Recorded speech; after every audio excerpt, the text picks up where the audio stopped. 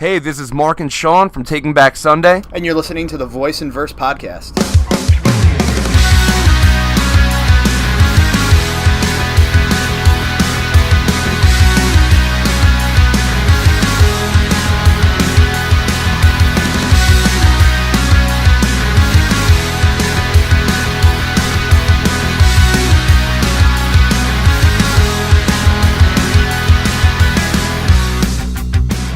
Hello there, and welcome to episode 9 of the Voice and Verse podcast. I'm your host, Evan Lucy, taking you through the stories behind your favorite songs. This week, I'm joined by Mark O'Connell and Shaun Cooper, better known as the rhythm section for Taking Back Sunday. Taking Back Sunday formed back in 1999 in Long Island, New York, and would go on to change the contemporary punk and emo games forever with the release of their landmark debut, Tell All Your Friends, in 2002. Shortly thereafter, the band experienced significant turmoil and turnover as guitarist and vocalist John Nolan and bassist Shaun Cooper departed in 2003, only to return in 2010. In the middle, the band experienced significant mainstream success thanks to a string of several successful albums, including 2006's Louder Now, which bore the hit single MakeDamnSure. Since reuniting back in 2010, the most beloved incarnation of Taking Back Sunday has released 2 albums, including Happiness Is, their first album for Hopeless Records, which came out this past March. I caught up with Mark and Shaun backstage at the Fillmore in Silver Spring, Maryland, to talk about the band's early days, major label horror stories, and mice infestations. Stick around till the end of the show for some news and notes, but until then, I hope you enjoy this chat with Mark and Shaun from Taking Back Sunday. But it was all for nothing. Yeah, it was all a waste. You held on tight and for dear life. But it was all for nothing. When you took that ring off, threw it at your feet. Congrats on the new record. Thank you very much. It's been doing really, really well. It has. Number 10. Number 10. Number 1 independent. It's hopeless for you. Yeah. Yeah, they're great. They've been nothing but fantastic to us. So, and love them. That's what we do. They're really building a powerhouse too. They in are. terms of Bayside, you guys. Who else? Yeah. The Used, you know. The obviously. kind of, yeah. Kind of. Yes. Kind of the Used. Yes. Who else? I don't know. All Time Low. All Time Low. Big sellers. Yes. Whatever. They're doing good. Yes. And they're great people. And we were proud to be a part of it. Right. Awesome. Do you guys remember the very first songs that you ever wrote? Like, as Taking Back history? Sunday, or? Just like in history. Yeah. Yeah. yeah. Let's hear it. Yes. The first guitar part I remember writing that became a song was a song called NWO.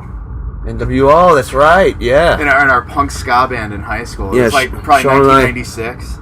Shaun and I had a punk ska band in high school called the Posers, and it was with just our friends. You know, it was our friend Andrew and our friend Neil. One now is a union worker, and the other is a publicist. Yes. And Shaun and I are here. Yes. You all took different Still paths. rocking. Yeah. Well, we were the only ones really committed to the damn thing. Right. I remember like Still bitter. like I remember like trying to not so much Neil and Andrew, but like when we had our horn section, like people like I'd be like, all right, well I get we all get psyched for practice, and then like people just wouldn't show up, and I go. Yeah, they'd have to go around the corner and smoke pot or something, and we'd be like, we gotta work on the song. Yeah, like how do you think that we're gonna become a big band if you're like I just didn't get why like how could people not go to practice? It's the most fun thing to ever do. Yeah, like what are you making out with girls and riding your skateboard? We got band practice, man. So yeah, that was a cool thing. Not to get off the topic, but that was a cool thing about when we started Taking Back Sunday. It was all 5 guys that were hungry, just like we were. Yeah. So that's a really hard thing to find. Like dudes that want to just book their own tours, get in a van and do it. Like really, really do it. Yeah, leave everything behind.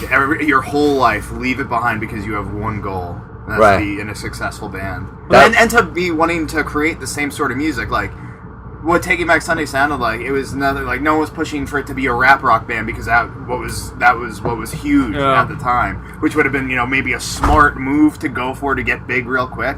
But, we liked this style of music. That was it. That was what was the passion inside of us, was what you heard on Tell All Your Friends and what you hear today. Well, back then you couldn't make it without doing that, getting in the van and leaving everything. These days you can throw up a track online and get signed before playing shows, but back then... Yeah, the internet was a lot smaller place back then. Yeah. Friendster and LiveJournal, that's about it. Yeah, Makeout Club, I think, was the big one at the time. Before any of that. Makeout Club. Yeah. I didn't even... Went a date with Kenny Vasoli, the starting line. Oh, did they do that? Yeah.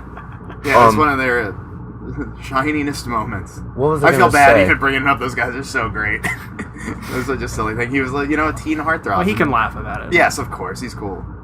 A lot of kids, over the years, I've gotten the question a lot, like, how do you make your band, how do you get signed and make your band big? Right, so then I'll tell them, all right, well, here's what we did. We just so happened to find 5 guys that were totally, just wanted the same thing. You have to have that. And then sometimes maybe just go ahead, book your own tour and get in a van and do the thing, and then people just go, well, I'm not going to do that. It's crazy. It's crazy how many times Mark has given out that advice and gets that rebuttal. That's really hard. It costs money. It's hard. And that's time consuming. How do we do it now? Right. Yeah. So what was the first Taking Back Sunday song, kind of like with this? Adam moves up from North Carolina. Mm-hmm. You guys got this lineup that would become the Tell All Your Friends lineup. What was the first song that you wrote with that lineup? The first song that we wrote with Adam and John both singing, and then what we have right now was Great Romances. Yeah, that was it. Started to come together even before I was in the band, and when Adam was playing bass, and then I joined the band, and then their song really started to take shape because Adam and John could really focus on the vocals and melodies and stuff. And I remember starting to play that song in the practice space. And the She Says Come On, Come On part, once that came together and I heard them singing, I was like, oh my God, this is great. I got chills right away. I was like, I'd never been in a band that had done something like that where, we hit on something, I felt. It was a very inspiring moment. And I think we're going to be a good band. Yeah. What do you remember about, the writing of Tell All Your Friends? What were some of the things that you wanted to accomplish? Probably you didn't have huge goals. It was probably just to make a record, right? Well, I mean, we just, one thing is everybody had jobs and had everything to do in the day and blah blah blah, but going back to finding everybody that had the same goal, I remember maybe practicing like 4 or 5 times a week. Am I remembering that correctly? Yeah. But it was like every night we'd all drive out to this town called Lindenhurst, and that had like a lot of Long Island bands. Still to this day, like there's like this industrial area where and all a these cemetery. Yeah. It's very industrial, and there's garbage dumps and a cemetery and industrial factory kind of place. So you can play loud music late at night and no one cares. Yeah. But it was crazy. Like, we start practice at 8 and 9 o'clock at night and then not end sometimes till 1, 2 in the morning. So, I remember that. Yeah, but the thing was, too, I want to point out that we weren't writing a record. We were writing songs to play shows. Like, it was so far out of reach. Like, we knew we could make a demo with our own money. We didn't know that we'd get signed by a record label. Like, that was the dream, of course. Yeah, we were trying. In my mind, like, it was just like, we got to write enough songs so we can play 30 minutes with our friends' bands around Long Island. Like, that was it. And maybe we can go on a tour. But, yeah, we didn't have the mindset of, like, oh, we're going to do a whole record. Like, that'd be cool one day if it happens. But that was never, like, the thing. So it was just writing the best songs you could that people would hopefully sing along to in the crowds. So then you do get signed, and then you go make the record. Uh-huh. What was the moment when you were writing those songs that was like, okay, we're on to something here? Well, when, like, Great Romances. Yeah. Like, yeah, and we were in my parents' basement, and I remember it, like, when, very clearly, to where we were all just like, everybody in the band was going, this is good. This is really good. We got something, you know? Yeah, and there was also a moment when we were in a practice space, this studio called Lyric. What is it, Garden City? Garden City, Is that the official town Garden that City it's in? Park. Okay, so we were at this studio and we were working on There's No I in Team. It was one of the later songs we wrote. But everyone kind of like contributed to the music. Like it was real, everyone had their input kind of thing. And I was like, this is like one of the more interesting songs musically for me that's coming together. And that kind of felt really good too. Like, you know, we're all creating on the same wavelength here. So yeah, that was really cool when that came together. Yeah, that was a nice thing. Like everybody really did. You know what I mean? Like, so I'm the drummer, but you know, Eddie's really great at going, hey, try out this beat, and he just beatbox it to me, and I'll go, oh, okay, you know?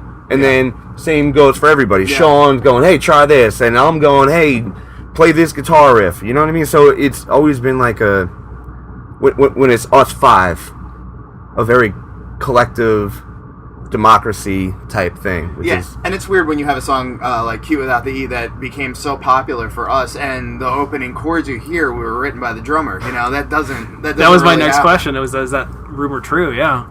It is. Yeah, the rumors are true. Yeah, we were working on it in Mark's parents' living room. We were sitting there with a couple of guitars and bouncing ideas back and forth. He's like, I got these chords, you know, and we worked on it from there. But yeah, a lot of that, you know, was all Mark. Well, I had the verse and the chorus. Yes. And then we kind of just went into the bridge. Yeah. And then Eddie was like, after the bridge, we're going to do this. And then we slowed it in. And then we had a good song. Yeah. And then Adam John did the Bing Ba Bang A Boom. Yeah, lyrics that a lot of people can relate to, you know, heart-wrenching. Talking about guns to their head and the whole, you know, that whole thing. You can tell your friends about it, something like that. Yeah, telling your friends about the gun and stuff, whatever. One of the things that's so fascinating. Whatever those guys are crying about. Something that really kind of strikes me on Tell All Your Friends is how, like, halfway through the song, the choruses just kind of disappear. Mm-hmm.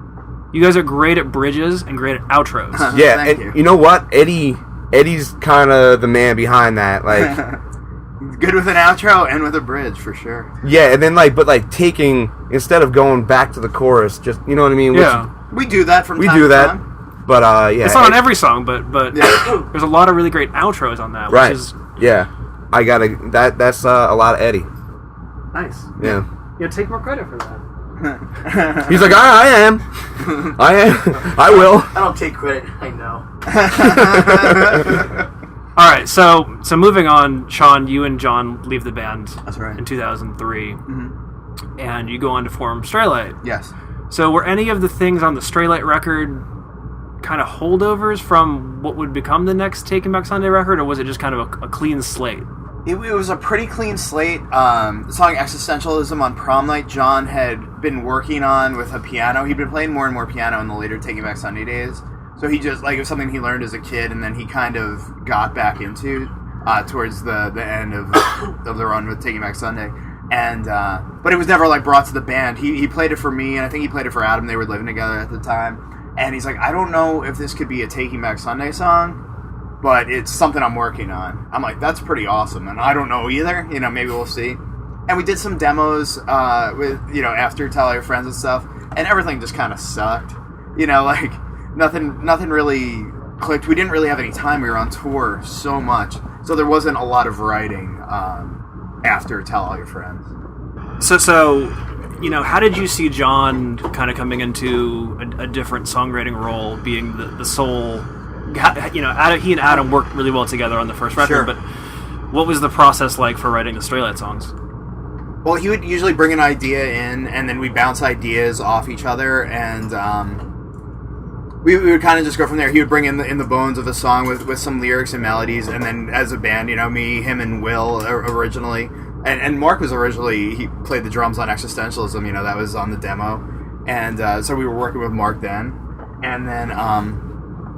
yeah, it was just the three of us in a room, and then later we added Michelle, and it was just basically a very similar process, but John, you know, had to bear the brunt of the lyric writing for it, and yeah, that was pretty much it. It was similar to Taking Back Sunday, but John just had all the lyrics on him. And I mean, even with the It's For the Best demo, we didn't have a drummer at the time, so John had like this little loop he had, and I was like, all right, it's the same chord progression over and over. I'm gonna write 3 different bass lines for this. So, like, as the song goes, to try and keep it interesting, and then he just layered vocal on top of vocal and on top of vocal, And that song was basically written in the studio. Mark, what about you? You know, the lineup change comes in with Where You Want to Be. What was were there talks about, you know, a new direction or how to proceed? Well, not really. You know, I was very fearful that no one was going to like it because John and Shaun weren't in it anymore. But there was no real talks. It was kind of just like we got Fred and Matt in the band, and then we got into a room and wrote songs. But you know, the thing is with that, like, I felt like it wasn't. My problem with that whole thing was I felt like it wasn't the five guys that got into, you know, playing in that dingy practice space in Lindenhurst, like, and, you know, and so that was my issue. But you know, Matt and Fred, very talented dudes, so it worked out. Yeah. Clearly. It worked. Yeah, you know, it did okay. Yeah. But yeah, it was kind of the same thing at first. One of the big hallmarks of Tell All Your Friends was the dual vocal thing. Was that something that you guys wanted to explore further, or was it something like, okay, this is a break now, we can kind of make our own roads for 2.0, or? Yeah, we kind of just, that was we were the dual vocal band, so we got a guy that could sing and do what John did. You know, that's what we were looking for, a guy that could do John's job. Yeah. And we did. What songs on the record stick out to you as in terms of maybe a song that started as one thing but ended up completely different on that record? Where You Want to Be? Jeez. There are definitely songs that kind of sound like they have that same spirit as Tell All Your Friends. Maybe something like 180 by Summer, right? Or The Union, or Set Face Against the Stun. You know, it kind of just happened. Like, you know, like for that record, we actually wrote it in one of those practice spaces. Yes, thank you, Shaun. And yeah, I don't know. There was no real. There wasn't too much thinking involved. It was kind of just we're five guys in a room writing. Just two of them happen to be brand new members of the band. Sure. Well, you said that you were concerned that people might not like it because the lineup is different. Yeah. Was there a song that you wrote that's like, okay, like this is just as good as anything on Tell All Your Friends? Well, when we did Decade, I knew that song was special. Yeah. You know, so you know, I didn't know what people were gonna think and how people were gonna react to it, but I thought that they would like it, and then I was right. They did. You're right a lot. I sense a trend. Yeah, and then 180 by Summer too. I thought 180 by Summer should have been the second single off of Where You Want to Be, but it ended up being the song Photograph is Proof. But yeah, 180 by Summer, that's Ed. Decade and Under the Influence and 180 by Summer, like the musically, it's all Eddie. Again, songs with great bridges and outros. Yeah. Eddie's the king of the outro. Make Damn Sure was the big single off of Louder Now, and I think it's probably still to this day one of your best songs. It is, definitely. Yeah, one of the biggest, and yeah, it's a good song. What do you remember about that one? I remember just going into a studio in New York City, and just like always, just kind of playing, you know.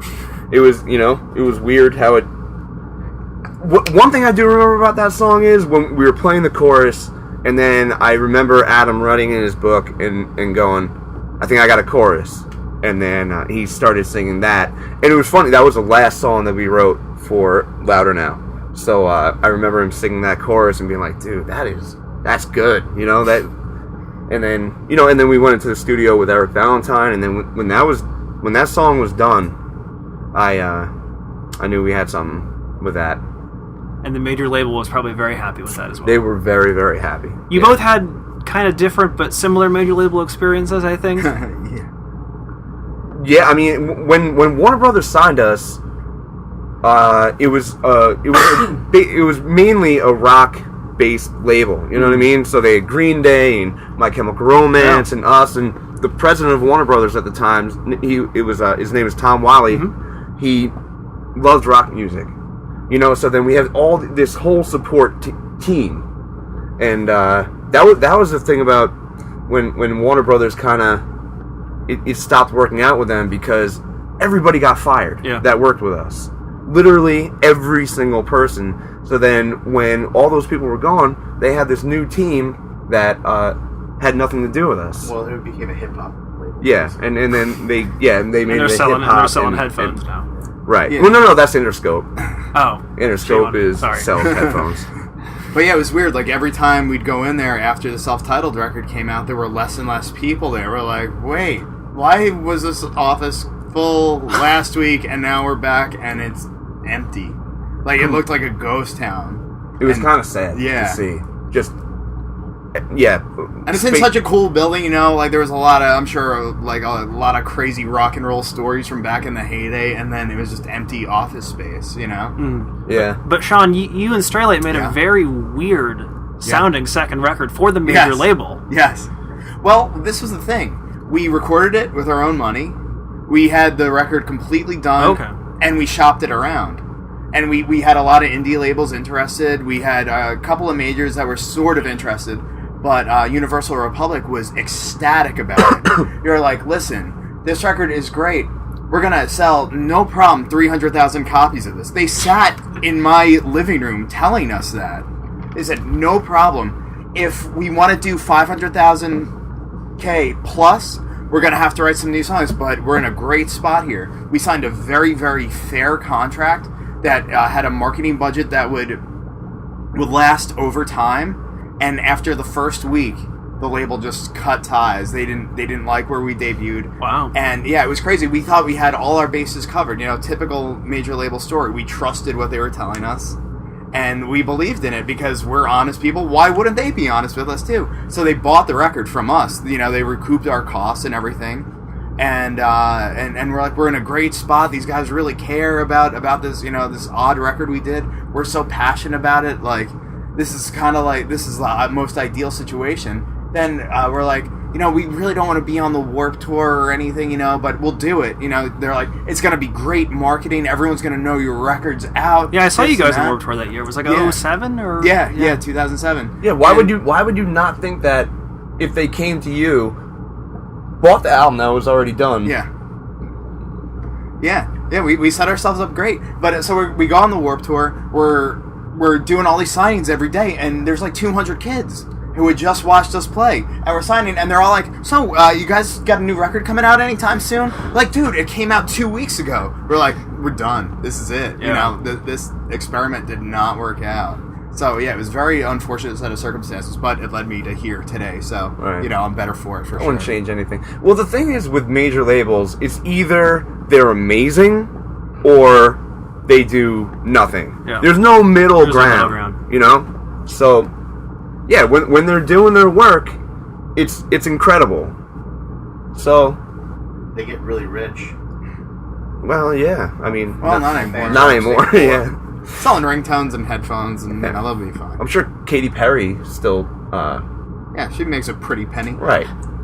Attractive gal to boot. Yeah. Also was on Warped Tour in year after you, I think, though. Yes, she was. That's a great story. All right, let's fast forward. Yes. Taking Back Sunday, the self-titled record. Mm-hmm. Everybody's back together again. Right. What was was there a feeling out process musically? Yes. When you guys get back in the room and reconnect as friends again? Yeah.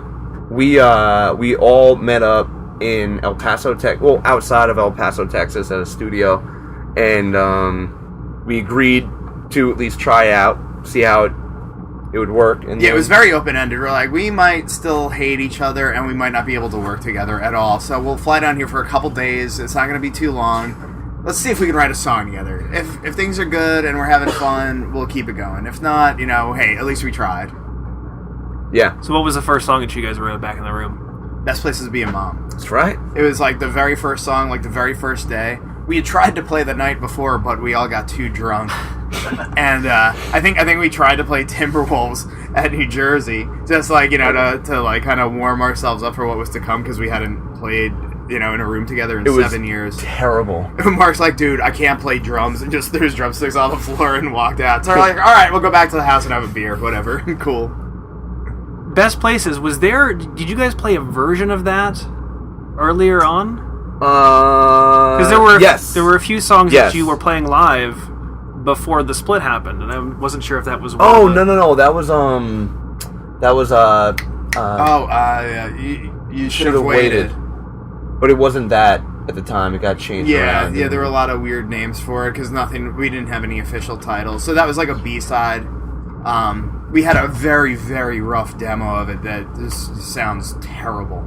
Like, what, from before you and John? Yeah, I have it. I have it on my phone. It was pretty good. It's a decent song, but it just sounds terrible. Yeah. Well, you were also playing a version of Slow Dance. I believe it would become Slow Dance. Yeah, we did. We had that one kind of fleshed out, and we also had a pretty bad demo of that as well. Right. So you go in to make the self-titled record. What were your plans? It's another major label record. Did you have somebody behind you going, "Oh, we got to write a Taking Back Sunday record. We got to do this and that"? And well, we just wanted to write the best songs we could, the five of us, and we felt very comfortable working together and stuff. And the label came in and said, "Oh, well, I know the bass and drums are basically done with the record, but how about you give us like 4 or 5 more songs?" So, so this is the thing that everyone talks about. This nightmare. And so this was your like baptism by fire. It was the thing. It was a hell-raising experience. And at the same time that he said write 4 or 5 more songs, the dude that was saying that was also saying, why don't you guys re-record Tell All Your Friends? Yeah. Really? So they can make it like a double CD thing. And we're going, are you nuts? Wow. Like, do you want us to have a career anymore? Do you want anyone to still care about this band? Like, first we're off, not doing that. That's very offensive. Yeah. And second, that's a terrible, awful idea. Yeah, it's saying that your best work is 10 years behind you. You have no future. But just imagine, Tony would have loved that. Well, he would have, right. Tony, he would have loved that. The song El Paso just hits you right out of the gate. I'm glad you think so. Just kind of punches you in the face. We all think so in the band, too. But crowds weren't responding, so we stopped playing it live. Oh. Yeah. Well, that's a bummer. When we put it out, that was we did a show at Maxwell's in Hoboken, New Jersey, filmed it, and Steve from Thursday did the video, which he did an awesome job. Like, we were so pumped. We were very, very excited. The crowd was freaking out. It was so intimate, and people are crowd surfing. Our friends are coming over, flapping on the stage. It was awesome. We're like, oh man, we're gonna play this song first every night, and the crowds are gonna go off. And then they didn't. We've come to realize that we think that El Paso is a song for people who don't like our band like that song. Yeah. But there you go. A lot of the audience, and maybe it's a grower. Like, maybe it's one we have to put down for a little bit of time and then bring it back later. Because we've seen that happen with a lot of the songs from the self-titled and different records too. Like, you bring them back after a little bit of break, and people go nuts. Yeah. Faith. Yeah. Faith. Faith we never stopped playing, but it's been a grower for sure. Yeah. It's huge, getting song. better reception now than it ever has. Yeah. So that's pretty cool. Yeah, anyway, I'm sorry I cut you off. No, it's fine. So then having, had that kind of feeling out period, kind of getting your feet back, your sea legs, going into Make Happiness Is, were there things that you wanted to do differently? It's a record that kind of expands what Taking Back Sunday is. Yeah. And kind of challenges fans a little bit in a way. Like, All the Way is a song that you would never hear on any of the other records. Yeah. We Were Younger Then, a song you wouldn't hear on any of the other records. Yeah. What did you guys want to do going in to make this one? We want everyone to leave us the fuck alone. Yeah, well, we went into this album and we made it without a label. And what we didn't want was a dude coming in and giving us bad ideas. So we kind of just said, we're going to do this album, and then when songs like All the Way came about, and then Nothing at All, and It Takes More. Yeah. It had that. It was what it is. So we kind of just went, all right. You know what? Who cares? Screw it. This is what we want to do. We think this sounds good. Let's just roll with it. Yeah, this is out of the realm of what a Taking Back Sunday song normally is or is thought of And we went with it. We felt very comfortable with each other and trusting ourselves that, maybe if we love these songs that much, people will understand where we're going. Was there a song or two on this record that you wrote and you're like, okay, we're on the right track, like this is the way we should be going? Flicker Fade was the first song where I was like, this is good. I love this song. Yeah, immediately. When John and Adam were working on the chorus for that and started layering their vocals with and harmonies and stuff, like, man, this is really good. And this kind of sounds like new Taking Back Sunday, but it's so good. It has like a foot in the past and a foot in the future kind of thing. Like, that really came together. And Stood a Chance too is just so immediate with the melodies and stuff. Mm-hmm. Probably your poppiest song, which is not necessarily a bad thing. Yeah. Nice little. Yeah, if we did every it's song. It's a peppy little doodle. Yeah, peppy little doodle is the best way to describe it. Yeah. Were there any songs that were, maybe like It Takes More or All the Way or whatever that were kind of challenging at first? You had to kind of find the entry point to get to what it would become? Well, It Takes More was originally a very fast rock song. And then, so... A lot of times we would push the other direction. It'd be a soft song that we made fast. Like on the self-titled Who Are You started out very slow. It sounded like a Cranberries song. And Mark's like, no, we can't. Nah, it's too Cranberries-ish. Let's up the tempo. And, I think it worked out very well. Yeah. And then with this, we just kind of let, we'd like, okay, let's pull it back if the song's not working fast. Let's take it down and see where it goes. Mm-hmm. Yeah. That's, I remember being at Sapone's. And then that verse, we said, "Hey, why don't we try this beat instead of fast?" And then it just immediately was like, "Oh, here we go." Yeah, this feels right. Yeah. What about Beat Up Car? That's one of the centerpieces of the record, I think. Uh-huh. What was the entry point to that one? I'll tell you. We went out to. I'll tell you the entry point. We went out to this house in the mountains in West Virginia, right? And you had to drive a mile up a mountain just to get to the house after you were off the road. It was a nightmare. It was terrifying. Infested with field mice. Yeah, it was the first house. morning I woke up with one on my back. Literally. Oh. It was like 4 o'clock in the morning. I had to wake up to go to the bathroom. And I just moved a little and the thing scampered down and away. I was like, ah! The last night that we were there, I woke up to mice on my bed. I think it was 2 mice, and then so I just took my sheet and went, and I heard, and then, they hit the wall. And then I'm looking at my comforter, and they're chewing. It was hard. Anyway, Well, first night, I think. First night, we go in there, and then Eddie, it's Eddie's riff, the chorus riff. Mm-hmm. Eddie had it. And then he plays it. It's a song in 3/4, so he plays it in 3/4 originally, right? I'm like, all right, cool. So I start playing along, and I come up with a beat on my leg, and then Eddie immediately after started playing it in 4/4. I don't know why, but I was like, no, you were just playing it in 3/4. Can you go back to the 3/4? And he was like, I'd never. This is what I was playing, and I was like, no, you weren't. You're playing it in 4/4 now. Go back to that riff that you were just playing in 3/4. At this point, I left the room to get a beer and hang out in the kitchen for a while. 2 hours later, me and him are screaming at each other and going, play in 3/4! Play the damn riff in 3/4, Eddie! Right? And everybody's just out of the room. They don't want no part of it. Yeah, Adam and John joined me in the kitchen. They're like, they'll get it figured out. It's gonna happen. So finally, alright, I'm like, alright, I'm done. I'm done, I'm not, whatever. Right? I swear to God, immediately when I said I was done, Eddie starts playing the part how he originally did. Hours earlier. Didn't you grab your phone and record it? Yes, right then immediately. And I was like, we're not losing it. Keep on playing. What you're playing, don't stop. Just don't stop. What is your favorite song on the record, personally, for each of you? It depends what day it is. Yeah. Beat Up Car, Flicker Fade. It Takes More is up there. We were younger then. I feel like that song has is the biggest grower to me. I was just going to say that. That song grew on me on the most.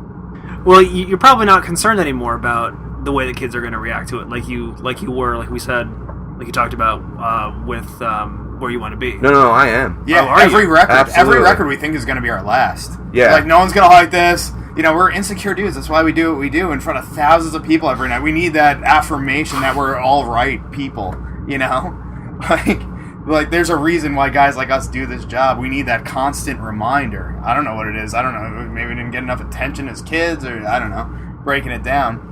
But every record, we're just like, we hope people like it. We hope people enjoy this. We hope we can do this for another 5 years. Not a lot of bands get to make a career out of this for 12 years, you know, since our first record came out.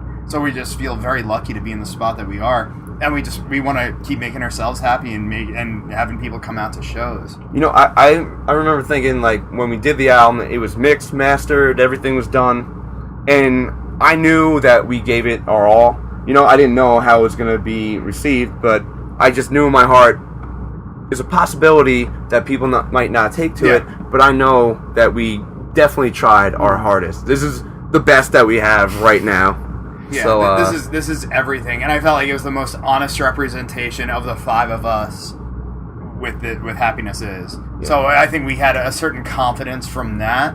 But, you know, whether or not we'd have to go back to touring in a van and, you know, having to lug our own gear around and stuff like that, that's always a very real possibility in our heads, you know? So, and just saying that, like, Flicker Fade is getting the same kind of reaction MakeDamnSure did in 2006. And we haven't had that since 2014. So, 2006, that was the last time that happened. Long so time ago. Now that it's happening right now is great.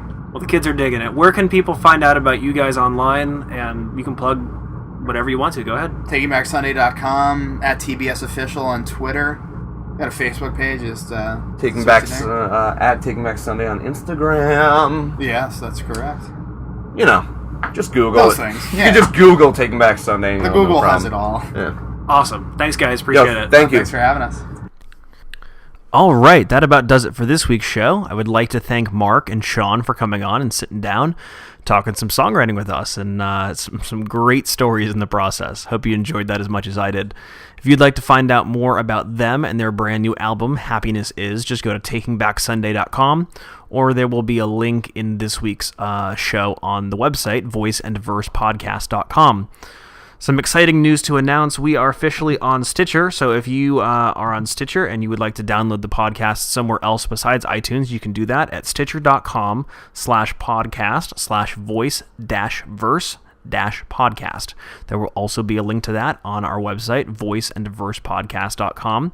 You can also stay in touch with us on Facebook at facebook.com/voiceandversepodcast, or on Twitter at twitter.com/voiceversepod. Subscribe to the podcast on iTunes. If you like what you hear, please leave us a nice review. 5 stars would be great. Then come back in 2 weeks for another episode of the Voice and Verse podcast, when we uncover more of the stories behind your favorite songs. Thanks for listening, everybody, and we will see you soon.